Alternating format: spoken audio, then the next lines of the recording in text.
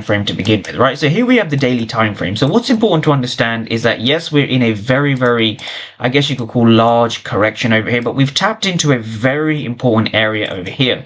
So why is this area important, and why do we need to be understanding this as traders? Well, let's dive into this particular area, right? This was a daily fair value gap. So this was a daily fair value gap. We can see the wick over here and the wick over here.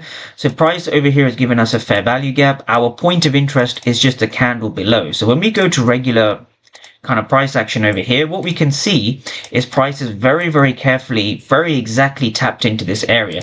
So we've come into a daily fair value gap. So what does this mean from a price action perspective, right? This is basically a demand area, and it's a daily demand area. So a daily demand area simply means price is likely to head higher.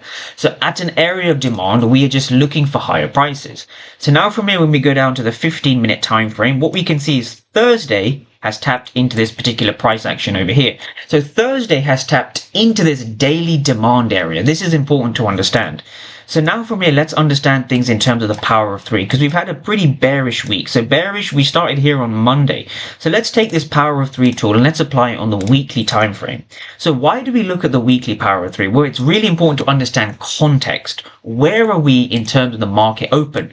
This is where the market opened on Monday. This is the weekly opening price. This is obviously the high of the week. We have expanded lower. So what's happened is we've tapped into a daily fair value gap, a daily demand area. We're below the weekly opening price. So this gives us indication to look for longs, right? When we're significantly below the daily opening price, or even in this case, the weekly opening price, this is what gives us indication to take longs, right? This is a massive confluence to taking longs.